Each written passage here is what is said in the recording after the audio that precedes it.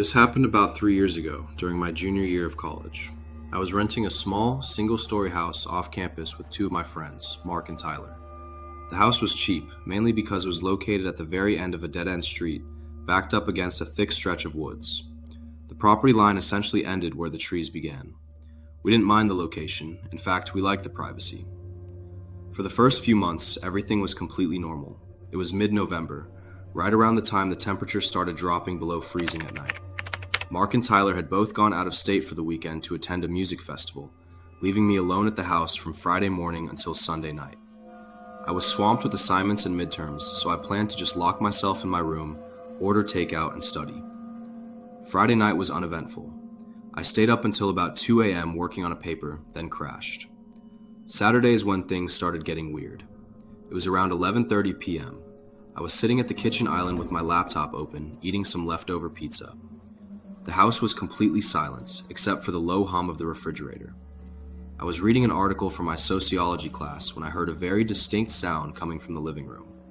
It sounded like a heavy, dragging sound on the hardwood floor. I paused my music and pulled out my earbuds, holding my breath. I listened for a few seconds, but the house was dead quiet again. Our living room was right around the corner from the kitchen, connected by a short hallway. I convinced myself that the house was just settling, or maybe a branch had scraped against the side of the house in the wind. I put my earbuds back in, but kept the volume low. About 20 minutes later, I heard it again. This time, there was no mistaking it. It was a long, scraping sound, like a heavy piece of wooden furniture being slowly pulled across the floor. I stood up from the stool, my heart starting to beat a little faster. I walked quietly to the edge of the kitchen and peeked around the corner into the living room. The room was dark, illuminated only by the faint orange glow of the street lamp outside filtering through the blinds. Nothing looked out of place. The couch was where it always was, the TV stand was untouched. I flicked on the living room light. The room was entirely empty. I felt a wave of relief, followed immediately by confusion. I knew what I heard. I checked the front door. The deadbolt was firmly locked. I checked the windows in the living room, all locked. I figured maybe the sound had come from the basement. The basement door was in the hallway, right next to my bedroom. We rarely went down there because it was just an unfinished concrete room housing the washer, dryer, and water heater. I walked over to the basement door and pressed my ear against it. Nothing. I tried the knob, and it was locked, exactly how we always kept it. I went back to the kitchen, packed up my laptop, and decided to just finish my work in my bedroom. I made sure every door and window on the main floor was locked, turned off all the lights, and went into my room, locking my bedroom door behind me. I got into bed, propped up some pillows, and continued working on my laptop. Around 2:30 a.m., I finally closed my laptop, exhausted. I turned off my bedside lamp, plunging the room into darkness. The wind had picked up outside, whistling through the trees. I closed my eyes and was just drifting off to sleep when I heard another sound. This one made my blood run instantly cold. It wasn't a drag or a scrape, it was a tap. It came from directly beneath my bed. Tap, tap, tap. It was rhythmic, deliberate. The sound of a hard knuckle knocking against the wooden floorboards from the basement below. I froze, my eyes wide open, staring at the ceiling. My mind raced, trying to find any logical explanation. An animal? Raccoons don't knock in intervals of 3. A pipe? The water hadn't been running for hours. I lay there in absolute silence for what felt like an eternity. 10 minutes passed, then 20. I started to tell myself I was hallucinating from lack of sleep. I finally relaxed my shoulders and shifted my weight on the mattress. As soon as the springs in my bed creaked, the tapping responded immediately. It was louder this time, more forceful. Whoever or whatever was down there was tracking my movements. They knew exactly which room I was in and exactly where my bed was positioned over the basement ceiling. Panic completely took over. I quietly reached over to my nightstand and grabbed my phone. I dialed 911. The dispatcher answered, and I whispered into the receiver as quietly as humanly possible, explaining that I was home alone and someone was in my basement. She took down my address and told me officers were on the way, instructing me to stay locked in my room and stay on the line. While I waited, the tapping changed. It stopped being directly under my bed and started moving. I tracked the sound as it knocked against the floorboards, slowly moving toward the center of the house, toward the basement stairs. I heard the heavy, muffled thud of footsteps climbing the wooden stairs. They were slow, taking their time. Then came the sound that I still have nightmares about, the rattling of the basement doorknob in the hallway. The door was locked, but whoever was on the other side was aggressively twisting the knob, trying to force it open. The jiggling echoed loudly in the silent house. I backed away from my bedroom door, pressing myself into the corner of my room, gripping a heavy metal flashlight I kept in my drawer. Suddenly, red and blue lights flashed through the gaps in my window blinds. The police had arrived. The rattling at the basement door stopped instantly. I heard the frantic, heavy thud of footsteps running back down the basement stairs. A few seconds later, I heard the loud crash of glass breaking. I stayed on the phone with the dispatcher until I heard the police officers banging on my front door, announcing themselves. I ran out of my room and let them in. I explained everything, my hands shaking violently. 2 officers drew their weapons and went down into the basement while another stayed with me in the living room. A few minutes later, they came back up. The basement was completely empty. However, the small, rectangular window at the back of the basement, the one that sits right at ground level in the backyard, had been smashed inward. That was the breaking glass I had heard. The person had used it to escape into the thick woods behind our house. But that wasn't the most terrifying part. When the officers investigated the basement further, they found an old, moldy sleeping bag tucked into the corner behind the water heater. Next to it were several empty food wrappers from our pantry and 3 empty bottles of water. The lock on the basement window had been broken for a while, something my landlord had neglected to fix. The police estimated, based on the amount of trash, that someone had been living down there for at least 4 or 5 days. This person had been living underneath us while we cooked, while we hung out, and while we slept. They waited until they knew my roommates were gone, and then, in the middle of the night, they started knocking. To this day, I don't know what their intention was when they started climbing those stairs. I moved out the very next day and never went back to that house again.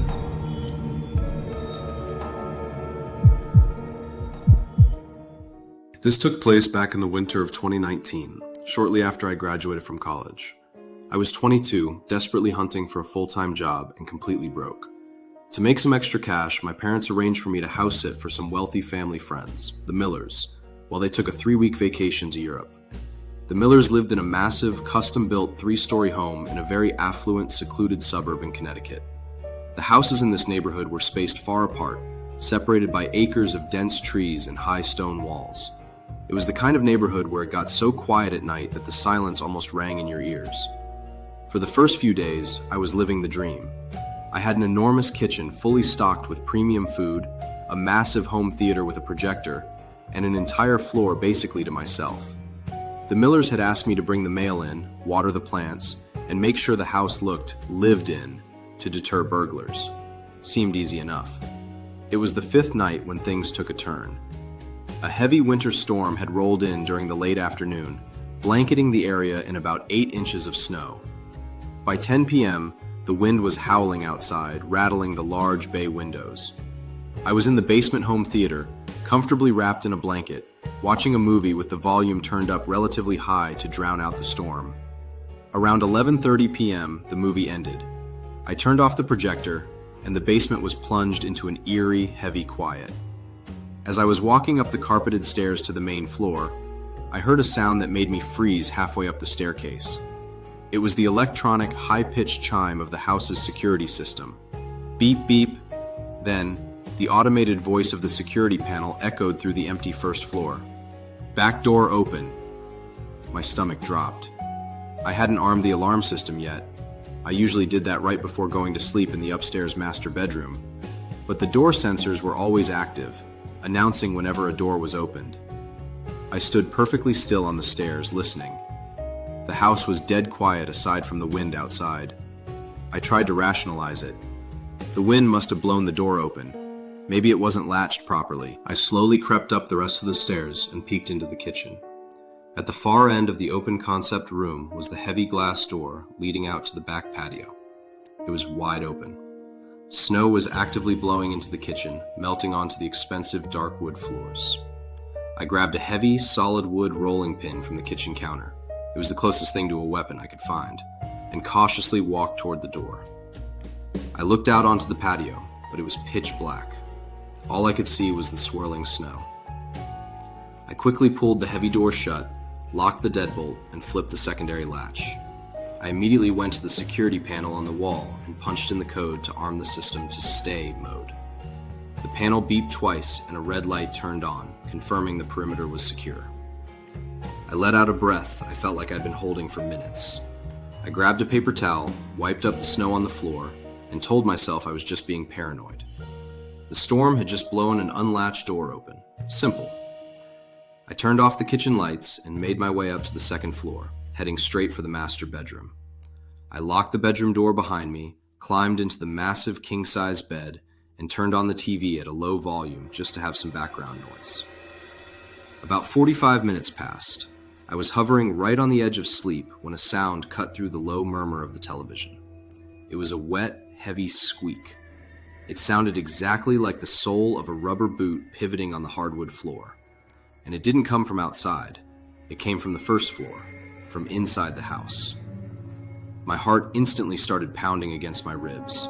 I muted the TV. I sat up in bed, straining my ears in the dark. A few seconds later, I heard it again. Squeak, thud. Squeak, thud.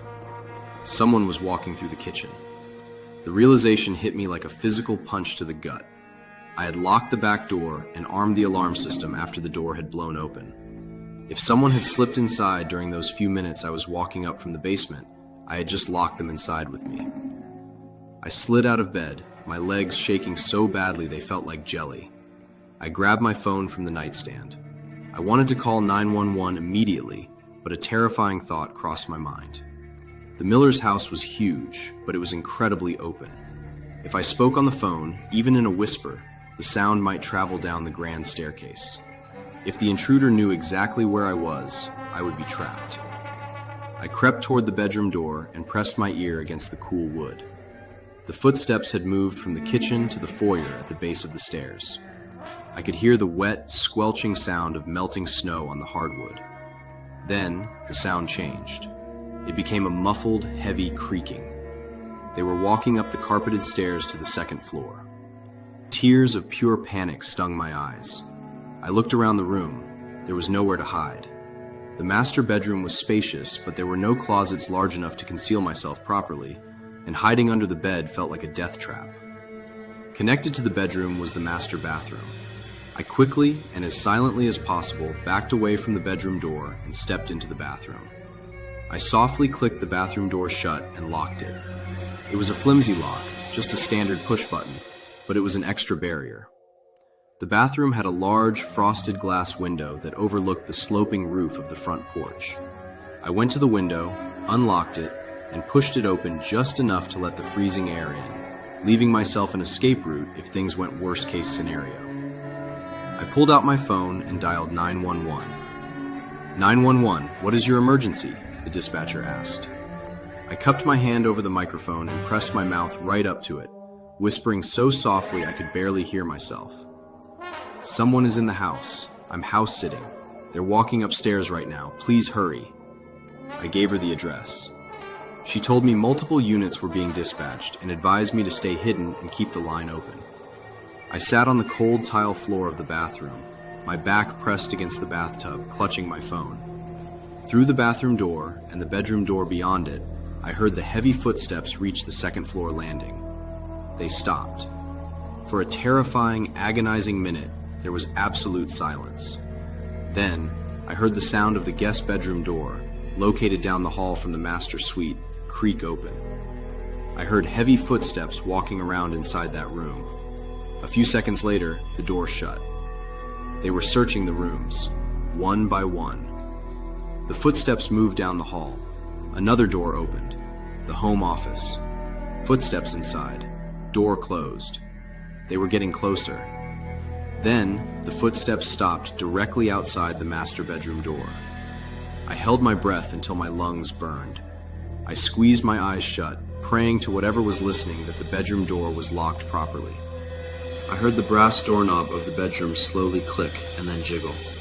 It was locked. The person on the other side didn't bang on it. They didn't try to force it. Instead, there was a long, chilling pause. Then I heard a sound that made my blood run absolutely cold. It was a low, raspy whistling. It was a slow, completely off-key melody, echoing through the gap under the door. It wasn't the sound of a burglar looking to steal a flat-screen TV. It was the sound of a predator, taunting someone they knew was cowering on the other side of the wood. The whistling continued for about 30 seconds. Then I heard a soft scratching sound against the bottom of the bedroom door, like a fingernail lightly dragging across the paint. Suddenly, the blinding flash of red and blue lights illuminated the frosted glass of the bathroom window, accompanied by the blaring wail of police sirens pulling into the long driveway. The whistling stopped mid-note. I heard the heavy, frantic pounding of boots sprinting down the hallway, taking the stairs two at a time. A few seconds later, a massive crash of breaking glass echoed from the first floor. "They're running," I whispered frantically into the phone.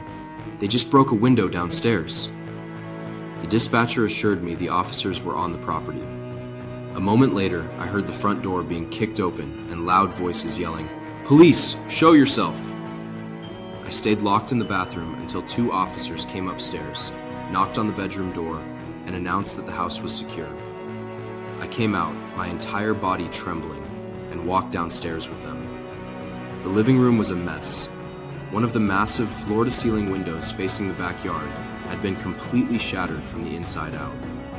The wind was blowing snow across the expensive rugs. The police officers showed me what they found. Leading from the back door in the kitchen, up the stairs, and stopping right outside the master bedroom door were large, muddy boot prints. But it was what they found right outside my bedroom door that still makes me sick to my stomach when I think about it. Lying on the carpet, dropped in the person's frantic rush to escape, was a large roll of silver duct tape, a package of heavy-duty industrial zip ties, and a long, rusty, flathead screwdriver. The police tracked the footprints in the snow through the backyard and into the woods, but they lost the trail at the edge of a nearby highway. The person had likely parked a car there and vanished into the storm. They never caught the guy. I packed my bags that night while the police boarded up the broken window. I didn't care about the money, and I didn't care about leaving the Miller's house empty. I drove back to my tiny, cramped apartment, locking every deadbolt and chain I had. To this day, I can't sleep without the TV on, because whenever the house is completely silent, my brain inevitably creates the sound of that slow, off-key whistling just on the other side of my bedroom door.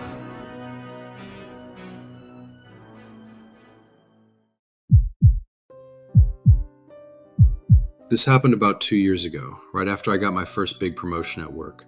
With the pay bump, I decided I was finally tired of apartment living and rented a small, older 2-story house in a quiet suburban neighborhood in Ohio. I lived alone, but I had a 3-year-old golden retriever named Leo. Because I worked long hours at the office, one of the first things I bought for the new house was one of those interactive pet cameras. I set it up on the TV stand in the living room. It had a wide-angle lens, night vision, 2-way audio, and a little mechanical hopper inside. If you pressed a button on the app or a physical button on the front of the device itself, it would play a distinct 3-note electronic chime, followed by a loud mechanical whirring sound, and then it would shoot a dog treat out onto the floor. Leo loved it, and it gave me peace of mind to be able to check on him during my lunch breaks. For the first 4 months, living in the house was great. The neighborhood was quiet, the neighbors mostly kept to themselves, and having a yard for Leo was a game changer. It was a Tuesday night in late October. I had worked a 10-hour shift and was completely exhausted. I took Leo for a quick walk around the block, locked the front door, turned off all the lights downstairs, and went up to my bedroom. Leo always slept on a large dog bed right next to my side of the mattress. I usually kept my bedroom door cracked open so he could go out into the hallway to drink from his water bowl, but that night it was particularly drafty, so I pulled the door completely shut until it clicked. I fell asleep almost the second my head hit the pillow. I'm a fairly heavy sleeper, but I woke up suddenly in the middle of the night. You know that disorienting feeling when you wake up and you aren't sure what woke you, but your heart is already beating fast? I laid there in the pitch-black room, staring at the ceiling, perfectly still. Leo was awake too. I could hear him quietly shifting on his bed next to me. Then, from the first floor, directly beneath my bedroom, I heard it. Da-ding-dong. It was the electronic 3-note chime of the pet camera. I froze. A second later, I heard the loud mechanical whir of the internal motor, followed by the faint clatter of a hard dog treat bouncing against the hardwood floor in the living room. My blood went completely cold. To dispense a treat, you either had to trigger it from the app on my phone, which was currently sitting on my nightstand, or you had to physically press the round button on the front of the camera unit downstairs. I tried to rationalize it immediately. I told myself it was an automatic software update. Sometimes devices reboot and run their mechanical cycles. Or maybe the app had glitched and processed a command I had sent hours ago. Technology isn't perfect. I slowly sat up in bed, trying not to make the mattress springs creak. I reached over and grabbed my phone. The screen blinded me for a second. The time read 2:14 a.m. I opened the pet camera app. It took a few agonizing seconds to buffer, the little loading circle spinning round and round. Finally, the live feed popped up. The room was bathed in the creepy, glowing green hue of the night vision lens. The living room looked completely normal. The couch was empty. The front door was shut. There was no one in the frame. I let out a shaky breath, feeling a massive wave of relief wash over me. It had to be a glitch. I was just psyching myself out over a cheap piece of technology. I was about to close the app and go back to sleep. But then, Leo stood up. He didn't bark, which was unusual for him. He let out a very low, nervous whine deep in his throat. He walked over to the closed bedroom door and shoved his nose right against the crack at the bottom, sniffing frantically. I looked back down at my phone screen. The live feed was still running. Suddenly, a massive, distorted shape stepped directly in front of the camera lens, blocking out almost the entire living room. I stopped breathing. The person was standing so close to the camera that the night vision infrared light blew out the details of their face, making them look like a glowing, featureless white mask. They were crouching down right in front of the TV stand. I watched in absolute paralyzed horror through my phone screen as the person slowly raised a hand with a thick black glove. They pressed the physical button on the front of the camera. Da-ding-dong. I heard the chime ring out from the living room downstairs, perfectly synced with the video on my phone. Then came the mechanical whir, and another treat shot out across the floor. The person wasn't looking at the camera. Their head was tilted upwards. They were staring directly toward the ceiling, toward my bedroom. Then, the person leaned in close to the camera's built-in microphone. A second later, the audio piped through my phone speaker right into my dark bedroom. It was a raspy, whispered voice. "Come here, boy. Come get the treat. Open the door." I almost dropped my phone. I scrambled backward on my bed, pressing my back against the headboard. Whoever was down there knew I had a dog. They were actively trying to lure Leo out of the bedroom, knowing that if I opened the door to let him out, I would be standing right at the top of the stairs. I immediately exited the camera app and dialed 911. My hands were shaking so violently I kept hitting the wrong numbers. When the operator answered, I didn't even bother whispering quietly. I spoke in a frantic, panicked voice, telling her there was a man inside my house and I was locked in the upstairs bedroom. The operator told me to stay on the line and that 2 patrol cars were already en route. I got out of bed, grabbed the heaviest thing I could find, a thick metal floor lamp, and stood next to the bedroom door. Leo was still whining, scratching lightly at the bottom of the wood. I pulled him back by his collar and made him sit behind me. We waited in absolute silence for what felt like hours, but was realistically only about 5 minutes. I didn't hear a single sound from downstairs. No footsteps on the stairs, no doors opening or closing, just deafening silence. Finally, I saw the sweeping red and blue lights reflecting off the trees outside my bedroom window.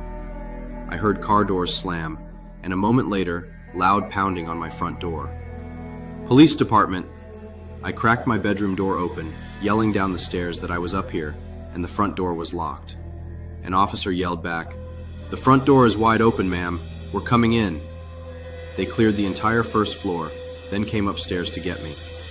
When I finally walked downstairs, my legs felt like they were made of lead. The living room looked exactly the same as it had on the camera feed. The officers found the point of entry in the kitchen. I had a sliding glass door that led out to a small concrete patio. I always kept the lock flipped, but the officer showed me how the locking mechanism on that specific model was notoriously weak. The intruder had simply jammed a flathead screwdriver into the track and forcefully popped the lock upward, sliding the door open without breaking any glass. They found wet mud on the kitchen floor, leading into the living room, and stopping right in front of the TV stand where my pet camera sat. On the hardwood floor, sitting in the middle of the room, were the 2 dog treats the intruder had dispensed. The scariest part wasn't just that someone broke in, it was the realization that they didn't take anything. My laptop was sitting right on the kitchen island. My purse was on the entryway table. They bypassed all of the valuables on the first floor and went straight to luring my dog out so I would open my bedroom door. I never spent another night in that house. I broke my lease, paid the penalty fee without arguing, and moved in with my sister the very next day until I could find a secure apartment on a higher floor. I still have the pet camera, but I keep it unplugged in a drawer. Hearing that 3-note chime is something I don't think I'll ever be able to stomach again.